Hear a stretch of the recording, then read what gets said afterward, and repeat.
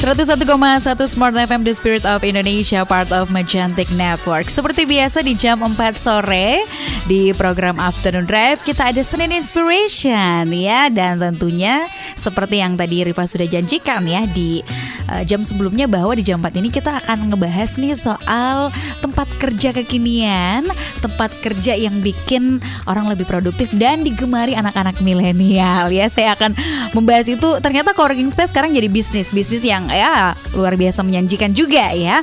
Dan untuk Anda smart listener yang ingin menyaksikan tentunya tayangan dari talk show kami di Senin Inspiration sore hari ini, boleh menyaksikan di YouTube channel Smart FM Makassar. Jangan lupa di subscribe dulu ya. Dan untuk ikutan berbincang bersama kami boleh melalui line telepon di 833-225, WhatsApp ataupun SMS di 0811461011. Dan sore hari ini siapa ya tamu saya? Sudah hadir ya. Dari tadi ada Kak Jasmadi Zainal. Selamat sore. Halo, selamat sore. Apa kabarnya? Alhamdulillah baik sampai hari ini. Sampai saat ini nggak tahu nanti berapa menit ke depan. Iya, benar. Semoga makin baik ya. Amin. Seperti Konfi yang setiap hari semakin baik. Amin. Gitu ya. Itu dari sudut pandang saya gitu ya, yang beberapa kali sering lah main di Konfi. Nah, yang belum tahu, Jasmadi Zainal ini adalah owner apa sih kalau di Konfi apa? CEO. Oke. CEO dari Konfi Indonesia. Harus kayak opening number Miss Indonesia gitu ya. Oke, Konfi Indonesia itu adalah apa? Kalau Konfi Indonesia itu kita dikenalnya sebagai coworking space. Tempatnya orang-orang kalau mau nyewa ruangan, ruang meeting, ruang kelas atau ruang seminar sesuai kebutuhannya mereka, kayak gitu. Mau tempat mau nyewa tempat ruang kerja sendiri pun itu juga ada kayak gitu. Private office ada di situ. Tempat nongkrong ada semuanya. Nongkrong ada. Ada. Mau cari referensi buku-buku juga ada di situ ya. Ada juga, benar. Tapi ya belum terlalu lengkap ya. Tapi nanti kita akan bahas soal itu ya. Fasilitas-fasilitas apa aja yang kemudian ditawarkan oleh Konfi. Nah, sebagai salah satu coworking space yang ada di Kota Makassar gitu ya. Ini kan anak-anak Makassar sekarang ya ada yang familiar dengan coworking space, ada yang belum tahu, oh ternyata ada ya penyewaan ruang kerja gitu yang nggak melulu kita kerjanya kalau misalnya selama ini kerjanya cuma dari cafe to cafe gitu. Sekarang ada fasilitas coworking space gitu. Nah, Konfi sendiri sejak kapan nih dibangun dan mulai bisnisnya Kak Madi? Kalau di cerita dari awal ya, kita sebenarnya, kalau saya sendiri kan sebenarnya awalnya nggak ada niatan bangun coworking space. Dulu itu bisnisnya lebih ke pendidikan juga, ngajar orang, sharing tentang passion itu nemuinnya gimana. Tapi dilihat lagi kembali budayanya orang timur itu kan agak susah juga ya diajarin yang seperti itu. Nah makanya saya mulai bangun tempat cafe. Tapi kita bukannya jadikan tempat nongkrong yang main games atau jadikan tempat yang orang cuman habisin waktu buat ngobrol hal-hal yang tidak bermanfaat sama gitu. sekali ya kan. Makanya kita buat program dulu itu namanya Sabtu Weekend Learning. Kayak gitulah. Nah, jadi setiap Sabtu kalau di tempat lain ada akustikan, kita ada sharing. Wow, luar biasa. Sharing tentang pengalaman-pengalaman atau ilmu-ilmu kayak gitu kan. Cuman ya itu kembali lagi orang-orang di sini masih lebih kebanyakan cari tempat di mana orang bisa fun kayak gitu kan. Makanya kita mulai rubah, oh gimana kalau kita buat aja kelas-kelas khusus. Nah kebetulan di tempat yang lama kita punya juga ruangan-ruangan, daripada dipakai sendiri mending bareng sama yang lain. Mending kayak di-share gitu ya. Mending di-share. Tempat lamanya dulu di Bawah Mangga. Nah di situ kita share, di situ baru kita mulai berubah jadi coworking space. Oke, berarti memang awalnya dari kafe biasa gitu ya, kemudian bertransformasi seiring dengan kebutuhan gitu ya anak-anak muda, dan ingin merubah budaya orang nongkrong hanya main game doang gitu ya. Iya benar. Tapi dulu emang nama dari awal adalah Konfi atau sebelumnya dari kafe itu namanya apa sih yang pertama? Kalau kafenya sendiri sebenarnya namanya pertama Confianza. Itu kalau nggak salah saya ambil dari bahasa Spanyol yang artinya kepercayaan. Nah, kita kan mau jadi kepercayaannya orang-orang yang datang ke situ. Cuman masalah nama ya agak susah disebut juga kan sama customer. Pada saat mereka nongkrong, nelpon, ya saya lagi ada di konfi. Iya. Anzanya dilupa kayak gitu kan. Anzanya dilupa, akhirnya Makanya, dihilangkan di dihilangkan. belakang Anzanya konfi doang. Bisa juga ya. Saya nangkep, oke, pertama kali dengar nama konfi, saya langsung kepikiran, oh apakah ini representasi dari comfortable atau confident atau apa? Ada pemotongan nama Confianza itu sendiri, apakah ada filosofinya selain itu tadi? Kemarin memang nama ada beberapa pilihan. Kita mau rubah full namanya atau dengan pemotongan itu. Tapi itu lagi karena kita Tapi lihat. Tapi sudah Jaki kah ini? Sudah. Nah, kita lihat nama Confi ini memang sudah mewakili dari beberapa kosakata yang mendukung visinya kita, kayak comfortable tadi, confidence-nya kita, kayak gitu. Jadi kita ambil nama Confi, tinggal ditambahi. Kita mau fokus ke Indonesianya. Oke, jadi easy listening, gampang diucapin juga, ya, dan gampang diingat gitu. Nah, ya. itu yang paling penting. Nah, tapi by the way, saya tahunya seorang Jasmadi ini bukan anak ekonomi, bukan orang yang basic keilmuannya adalah bisnis gitu ya. Anak teknik cuy. Kenapa kemudian terpikirkan untuk emang kalau anak teknik suka gitu ya? Suka mencoba banyak hal gitu ya. Nanti kita akan bahas itu di sesi selanjutnya. Smart Listener, saya ingin mengajak kembali Anda untuk ikutan ngobrol bersama Jasmadi Zainal, CEO dari Confi Indonesia, dan pengen tahu inspirasi apa yang akan kira-kira dia bagikan sore hari ini. Boleh melalui line telepon di 833-225 dan WhatsApp di 0811461011. Saya punya ide-ide yang harus dikeluarkan dari kepala kayak gitu kan. Kerja di bawahnya orang itu nggak bisa kayak gitu. Ngeluarin ide-ide itu agak sulit. Makanya ya sudah, saya jadi buka bisnis saya kayak gitu kan. Nah, pertama buka bisnis, kenapa bisnisnya pengembangan diri? Karena ya itu tadi, saya teknik, buka bisnis. Jangan-jangan orang masuk kuliah salah jurusan semua nih. Kayak gitu kan. Pengembangan diri ya. Kalau pengembangan diri ya biasanya psikolog gitu kan. Benar-benar. Nah, dari situ mulailah buka bisnis kecil-kecilan, dari kasih seminar ke sekolah-sekolah kayak gitu. Buat cari mentoring anak menti. Anak yang saya coaching dari SMA, SMK sama madrasah. Oke, berarti sebelumnya sering ikut mentoring atau coaching untuk pengembangan diri juga? Ya, jadi tahun 2016-2017 memang saya punya menti. Tapi setingkat anak SMA, SMK sama madrasah, saya arahkan untuk bagaimana sih punya future plan yang life benar, yang tepat, gitu ya? Life goal yang tepat. Jadi masuk kuliahnya nggak salah jurusan. Ya, baik. Luar biasa ya. Itu 16-17 ya. 2016-2017. Kemudian kenapa itu bisnis itu, atau itu kan bisa jadi bisnis juga ya. Jadi life coach itu sekarang juga banyak dibutuhkan loh, bukan hanya untuk personal tapi juga perusahaan. Kenapa kemudian itu nggak dikembangkan aja? Bukan nggak dikembangkan sih, tapi lebih mencari experience dulu. Life coach itu kan sebenarnya walaupun kita punya ilmunya, tapi kita butuh experience-nya. Gimana sih sebenarnya kalau kita ngerasain hal yang seperti itu, baru bisa kita ajarkan atau sharingkan ke orang-orang yang kita coaching. Kayak gitu. Nah, kemarin semenjak prosesnya itu 2017, alhamdulillah di bisnisnya itu sebelum berubah menjadi kedai, kafe, yang pengembangan itu bangkrut. Padahal sudah di tahun 2017. Padahal aset-aset yang dibeli itu kan nilainya lumayan besar juga kan. Makanya pas buka kafe, aset-aset yang lama ada yang masih bisa dipakai, ada yang dijual, ada yang hilang. Oke, diambil orang. Pada saat dikirim keluar, pengen dijual, ternyata dicuri di tempat pengantarannya. Oh gitu. Sudah, ilasin aja lah.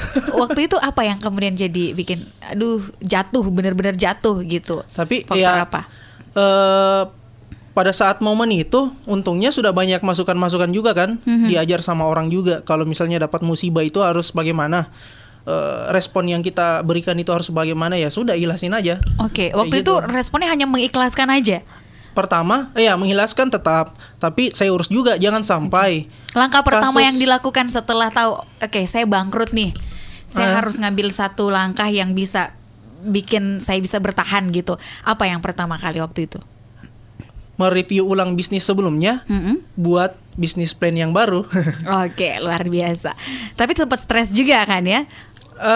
Sempat sih, cuman tidak lama. Karena ya itu tadi, kebetulan saya juga punya pengalaman mengcoaching ke luar negeri, kan secara online sih, tapi itu 1 tahun. Saya punya leader orang Brasil dan saya banyak di mentoring sama beliau, kayak gitu kan. Mulai dari saya dulu biasa membuat bukan proposal sih, tapi presentasi edukasi itu dalam bahasa Inggris. Nah, yang paling pertama dikritik itu grammar. Oke. Jadi biasanya untuk mengakali itu kontak teman yang ada di Inggris, minta tolong dong benerin ininya grammarnya. Luar biasa. Banyak di coaching juga soal life coach kayak gitu kan. Nah, itu yang saya pakai pada saat bangkrut. Alhamdulillah nggak terlalu lama juga jatuhnya, dropnya. Oke. Value apa yang dipegang untuk bisa bangkit gitu dari keterpurukan? Apa yang seorang Jasmadi yakini gitu? Kalau soal value, saya punya prinsip sendiri. Ada pertama, semua yang saya kerjakan itu harus menghasilkan positive impact, kayak gitu. Jadi sebelum menentukan model bisnis itu harus yang positif, ada impactnya. Makanya kemarin pada saat sempat di kafe saya buka akustikan yang malam minggu itu, tapi jalan rame, tapi nggak enak di hati aja kayak tidak gitu kan. ada positif impactnya, nggak ada positif nihil impactnya gitu ya. Nihil. Jadi agak-agak nggak serak juga kan. Kedua, saya mencoba selalu berpikir solution oriented, agar yaitu setiap hari kan kita ada masalah baru. Kalau saya berprinsip, ya setiap hari juga kita harus men-setting ulang pikiran kita supaya selalu berpikir solusi. Apa nih solusinya dari masalah yang muncul. Jangan kayak fokus gitu. ke masalahnya. Jangan fokus ke masalahnya, lama dong. Iya, karena kan orang namanya berbisnis ya, pengusaha atau pebisnis itulah sumbernya masalah. Berbisnis ataupun tidak, semua orang bakalan kena masalah juga kan. Yang tidak kena masalah kan cuman orang mati sama orang gila. Benar sekali, nggak ada masalahnya. Dia nggak kepikiran soal masalah ya. Itu yang menjadi masalah. Tapi waktu itu, melihat anaknya bangun bisnis, jatuh terus bangun bisnis lagi, orang tua gimana responnya? Ya sama dengan respon ada orang tua gak? yang lain sih. Pada saat mulai terjun ke bisnis kan, cari kerja aja, jadi pegawai aja. Cuman kayak gini, orang tua kan pasti pengen yang terbaik juga. Cuman caranya kita sendiri mengkomunikasikannya itu yang butuh proses. Nah, itu hari sebelum buka bisnis, saya memang lakukan pendekatan sampai 3-6 bulan. Membawa koran nih. Faktanya berapa sih pengangguran yang ada di Makassar sama Indonesia? Itu dikasih ke orang tua? Kasih lihat kan. Selama 6 bulan. Tiap hari beda-beda kan. Oke, baik. Ini ada koran pengangguran, jumlah pengangguran. Terus ini ada PNS, kasus-kasus gini. Terus ada ini pegawai ini yang begini, kayak gitu. Semua orang punya masalah di bidangnya masing-masing. Terus saya juga pernah bikinkan presentasi nih. Presentasi depan orang tua. Depan orang tua. Bikin PPT kan, PowerPoint. Soal perbedaannya kalau saya jadi pebisnis sama sebagai karyawan, kayak gitu. Dampaknya kalau misalnya saya jadi pegawai mungkin 10 tahun ke depan saya bagaimana, pebisnis 10 tahun ke depan saya bagaimana, kayak gitu. Jadi ya cara kita membuat mereka percaya saja sih. Effortnya banget ya. Banget. Karena sampai harus presentasi gitu. Saya baru nemuin nih orang yang pengen meyakinkan orang tua dengan slide presentasi, Mas Bro. Kayak gini, karena saya juga percaya kalau saya run bisnis tanpa mereka restui dari awal, berkahnya yang nggak ada, kayak gitu. Benar. Jadi mending saya bersusah payah cari restunya mereka. Jadi pada saat mulai bisnis, berkahnya itu dapat. Nah, itu dia. Bisnis atau usaha apapun yang kita lakukan, sekeras apapun usaha kita, kalau tanpa restu dari orang tua, itu pasti ada saja satu kekosongan di dalamnya. Entah itu nggak berkah atau entah itu ada masalah-masalah yang selalu menimpa kita. Benar nggak sih? Benar. Wow, luar biasa. Restu orang tua, positive impact, dan juga solution oriented. Itu 3 poin yang saya tangkap dari sesi ini dari seorang Jasmadi. CEO dari Confi Indonesia. Nanti kita akan lanjutkan lagi. Kira-kira value apa yang akan kita dapatkan selanjutnya? Tetap bersama kami di Sun Inspiration Afternoon Drive. Kalau tadi 3 prinsip atau 3 poin yang saya tangkap dari seorang Jasmadi Zainal adalah berkah dari restu orang tua udah pasti dalam membangun bisnis. Terus prinsipnya juga adalah melakukan sesuatu itu apa-apa harus ada positive impact-nya. Dan juga ada solusi, berorientasi pada solusi. Nah, sejak 2017 ya, mulai dari kafe yang sebelumnya sampai ke Confi ini, sampai di tahun 2019 ini. Awalnya membangun bisnisnya itu sendirikah atau memang ada partner orang-orang yang dari awal sampai sekarang terus menemani gitu? Dari awal bangun bisnisnya sendiri, tapi selama prosesnya saya kan jadi belajar ternyata dalam bangun bisnis itu kita nggak bisa pakai otak sendiri. Kita nggak bisa jadi Superman. Kita nggak bisa jadi Superman kan. Makanya di 2018 setahun masih saya sendiri yang kelola dengan kafe. Berapa karyawannya? Karyawannya itu ada 5. 3 yang bertugas di bagian kafenya sendiri, 2-nya itu marketing dan desain kayak gitu. Nah, 2018 saya mulai cari partner, panggil partner. Nah, di situ sudah mulai ada yang betul-betul pikir masalah marketingnya gimana, masalah ininya gimana. Karena sebelumnya itu berpikir sendiri itu berat kan.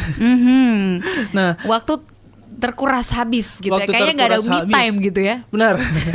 Ya, itu sih memang di awal-awal kan. Business owner itu kerjanya ya 7 kali 24 jam. Benar. Gak ada istirahatnya. Istirahat ya kalau tertidur juga. Bener. Kalau tertidur ya. Tertidur mungkin di kafe juga ya. Di kafe juga. Oh iya, di 2017 itu saya tinggal loh di bangunan itu hampir 6 bulan. Nggak pulang. Pulang itu cuma mandi doang. Apa jadi bilang orang tua? Begini kak kehidupannya seorang pebisnis nak. Nginap di sana sampai saya belajar tentang kalau kehidupan bisnis itu harus mulai kontrol kayak gitu, harus ada kehidupan pribadi, ada sistem. Nah, di situ saya cari partner, mulai tambah satu-satu karyawan yang betul-betul berfokus ke bagian marketing, branding, bagian finance kayak gitu. Sampai saat ini sudah ada 10 tim. Oke, ada 10 orang super timnya Confi Indonesia. Oke, 10 orang itu udah dengan tupoksinya masing-masing gitu benar. Ya. Oke, dan kalau misalnya ada juga penasaran boleh langsung cek Instagramnya. Apa nama Instagramnya? Confi ya. Confi ID. Confi.id. Nah, itu dia smart listener. Nah, kemudian sistem nih kan gini. Memang mungkin di awal kita membangun bisnis kayak tadi dikatakan semuanya dipikirkan sendiri karena kurang trust kepada orang. Biasanya orang-orang atau pebisnis di awal bangunnya itu agak susah nih percaya sama orang. Nah, apa yang kemudian seorang Jasmadi lakukan gitu sehingga bisa benar-benar yakin nih saya butuh tim yang harus dipercaya dan memberikan kepercayaan itu kepada orang. Itu kan satu hal yang sulit gitu ya. Gitu. Iya. Nah, kalau saya sendiri sih, pada saat dari awal saya merekrut orang, bukan betul-betul untuk menjadikan mereka kayak karyawan, kayak gitu. Nah, pada saat saya merekrut mereka, hal terakhir yang saya tanyakan pada saat wawancara itu, cita-cita kamu apa sih? Kayak gitu. Oh iya? Dan pada saat mereka kerja di sini, apa sih yang bisa Confi bantu untuk mencapai itu? Kayak gitu. Saya rekrut OB. Masa sampai 5 tahun mau jadi OB terus kan nggak bagus juga kan? Atau paling tidak ketika keluar dari sini cari pekerjaannya itu di level yang lebih tinggi. Kayak gitu. Jadi itu value yang saya tawarkan ke karyawan-karyawan kayak gitu. Nah, dari situ rasa percayanya mereka sudah mulai timbul, rasa loyalitas itu juga yang mesti saya jaga. Pada saat saya mulai mempercayakan mereka terhadap pekerjaan, saya harus percaya dong tanggung jawab itu kayak gitu. Saya nggak bisa ambil alih pekerjaannya, saya harus bersabar. Mereka bisa atau tidak ya saya di sampingnya mengajar kayak gitu. Karena kalau kadang-kadang ada owner yang berpikir saya lebih jago nih kalau kerja yang ini kayak gitu kan. Tapi itulah proses paling pentingnya, yang paling sulit itu mendelegasikan tugas itu, mempercayakan orang itu dan membuat mereka merasa oh iya saya betul-betul dipercaya sama tugas ini, kayak gitu. Lebih kepada pengembangan diri dari tiap-tiap karyawan ya. Business owner as coach gitu ya. Iya, benar-benar. Oke, belajarnya di mana sih? Pengalaman sama baca buku. Baca buku. Oh iya, benar ya. Oh iya, karena sebuah bisnis itu akan berkembang seiring dengan perkembangan keilmuan dari ownernya, benar nggak sih? Nah, kemudian apa yang menjadi nilai plus nih dari Convi? Sekarang kan bisnis coworking space di Makassar walaupun belum terlalu banyak gitu, tapi udah mulai dilirik satu-satu ya. Itu dilihat dengan banyak mulai bermunculan nih kafe-kafe yang awalnya cuma jadi tempat nongkrong, jadi berubah ada coworking space-nya gitu. Kalau yang saya lihat, memang kalau kita lihat patokannya Makassar itu kan Jakarta. Apa yang ada di Jakarta di masa depan itu bakalan ada di Makassar. Kayak gitu. Jadi pertama muncul coworking space, yang paling sulit itu adalah menginformasikan, mengedukasi market apa sih itu coworking space, apa bedanya sama cafe, terus value-nya sebenarnya ada di mana. Itunya yang agak sulit, tapi itu jadi tantangan tersendiri buat kita untuk mengedukasi masyarakat. Pentingnya coworking itu bukan cuma di produktivitas kerja, tapi ada di kolaborasinya. Orang yang datang di sana bukan untuk saling kerja di meja masing-masing, tapi untuk berdiskusi dengan orang yang tidak dikenal, dengan bidang yang berbeda. Benar, jadi bisa jadi yang awalnya belum kenal ketemu di coworking space gitu ya, ada kolaborasi, kenal satu sama lain, tercipta deh project baru gitu kan. Tapi dari Convi sendiri udah ada nggak pengalaman yang seperti itu, menyatukan beberapa orang yang sebelumnya nggak kenal, terus tiba-tiba ada kolaborasi nih, terus bikinnya di Convi lagi? Kalau kami sendiri, kita sementara berusaha untuk itu. Yang jadi tantangan selanjutnya adalah orang-orang di Makassar masih sulit untuk berkolaborasi, kayak gitu. Makanya selain tantangan mengedukasi tentang coworking space itu sendiri, dan alhamdulillah sekarang sudah munculnya bisnis-bisnis lain yang bertemakan coworking space, sebenarnya kita malah bersyukur karena di Makassar itu jumlah penduduknya sih jutaan kan. Nah, Convi sendiri nggak bisa menampung itu semua, kayak gitu. Makanya kita sebenarnya bersyukur. Malah kita mau ajak kolaborasi mereka, coworking space yang baru ini, kayak gitu. Nah, di Convi sendiri, Convi sendiri pun sering berkolaborasi dengan klien-kliennya kami, membuat kelas hasil kolaborasi, Convi sudah masuk kelas menulisnya itu, hasil kolaborasinya itu sampai ke batch ketiga, kayak gitu. Nah, kita sudah keluarkan. Itu dimulai dari kapan? Dimulai dari tahun ini, pertengahan tahun ini kalau nggak salah. Kita juga sudah ada buku yang keluar dari hasil kolaborasi itu, kayak gitu. Nah, kedepannya kita mau lebih banyak melakukan kolaborasi dengan berbagai pihak, karena ya kita percaya sih kalau kita mau memberikan dampak yang besar, itu kita nggak bisa berjalan sendiri, kita harus barengan dengan yang lain. Berarti peluang bisnis coworking space ini ya memang sekarang zamannya bukan hanya bersaing tapi juga kolaborasi. Berarti peluangnya lebih besar dong ya. Sebesar apa dari kacamata seorang Jasmadi peluang bisnis dan kolaborasi coworking space hadir menjamur di Makassar gitu? Nah, uniknya terakhir kemarin saya ke Bali ketemu dengan pelaku coworking space di Indonesia. Satu fakta yang mereka sebutkan pada saat saya sampai di sana itu adalah coworking itu nggak punya uang. Coworking itu nggak menghasilkan uang, kayak gitu. Nah, dari situ saya mulai paham orang-orang yang masuk ke bidang coworking dengan tujuan mencari profit itu bakalan kesusahan di situ. Karena yang kita bangun itu adalah impact.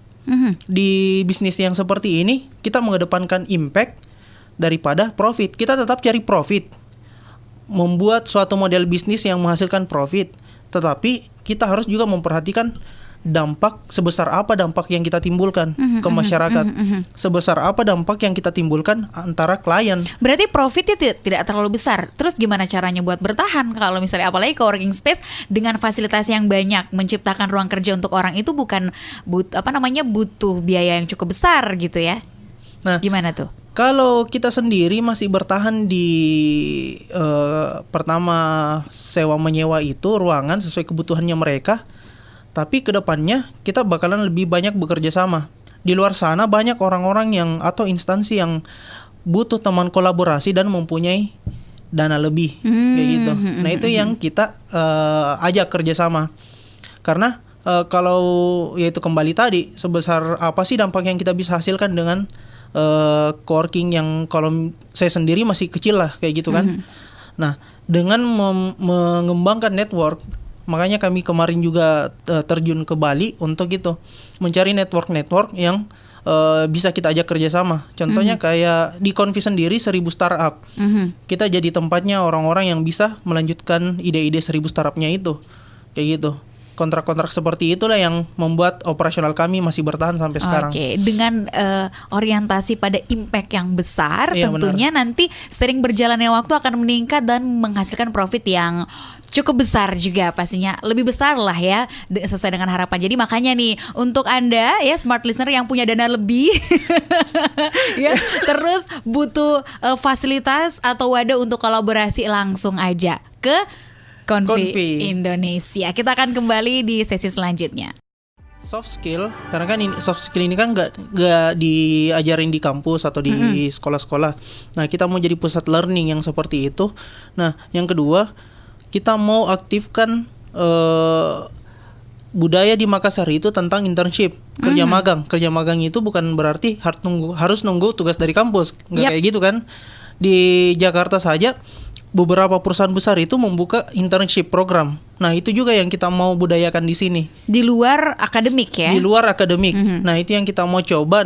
Dan sekarang sudah berjalan sih yang trialnya kayak gitu. Dan ini kita rasa impactnya bakalan lebih besar karena ketika mereka sudah keluar dari kampus, fresh graduate, mereka sudah punya pengalaman soft skill yang betul-betul siap kerja. Nah itu dia. Gitu. Nah memberikan soft skill, dan juga saya lihatnya sih emang Confi sering bikin kayak kelas-kelas khusus gitu ya. Apa aja sih yang menjadi program-program atau learning program deh di Confi? Kalau learning programnya sendiri, kita pertama fokus banget sama pola pikir, karena itu menjadi pondasi atau basic terhadap masa depannya kita kayak gitu. Walaupun kita punya segudang ilmu, segudang skill, kalau kita nggak punya pola pikir atau pola cara berpikir yang tepat, growth mindset, bakalan jadi masalah juga di kemudian hari kayak gitu. Skillnya kita gunakan untuk sesuatu yang positif atau sesuatu yang negatif, itu ada di cara berpikirnya kita dari awal. Oke, itu diwujudkan dalam kegiatan-kegiatan apa? Kegiatan yang kelas-kelas edukasi. Kita membuat program kelas yang belajar tentang leadership dalam hal yang segi positif. Kita belajar tentang passion, kita belajar tentang bedanya leader yang punya mindset yang kurang tepat dengan leader dengan mindset yang tepat kayak itu gimana. Dan bahkan di Confi juga ada kayak wadah khusus buat perempuan gitu ya. Itu ada di Tea Party. Oh, Tea Party. Pokoknya untuk Anda smart listener yang pengen tahu kelas-kelas apa aja yang dibuka di Confi, boleh langsung cek Instagramnya tadi ya. Boleh langsung cek Instagramnya di confi.id. Fasilitas apa yang ada di Confi? Boleh kasih tahu ke smart listener. Kalau di Confi sendiri kita menyediain private office. Ini untuk orang-orang yang butuh ruangan berkantor di Confi, dan juga kita punya virtual office. Ini untuk orang-orang yang butuh alamat kantor dan tempat kerja juga. Kita punya ruang kelas, ruang meeting, ruang komunitas. Pokoknya banyak sekali ya. Langsung datang. Alamatnya di mana, Confi? Alamatnya itu ada di Jalan Penjernihan Raya, Kompleks PDAM nomor 7. Itu bisa langsung di Google Map aja. Iya, ada di Google Maps ya. Langsung dilihat saja. Terima kasih banyak untuk Josmadi sore hari ini sudah mampir di Sada Inspiration Afternoon Drive. Semoga perbincangan kita benar-benar bisa memberikan impact gitu. Amin. Ya. Manfaat buat smart listener yang mendengarkan. Tadi 3 poin yang selalu dari perbincangan kita selalu diungkit, tapi dalam bentuk lain itu ya tadi gimana memberikan impact yang besar kepada orang, karena seiring dengan kita memberikan impact itu nanti kembali akan ke kita juga gitu kan. Benar banget. Kemudian berpikir solusi dan juga pengembangan diri itu ya. Oke, thank you banget. Dan juga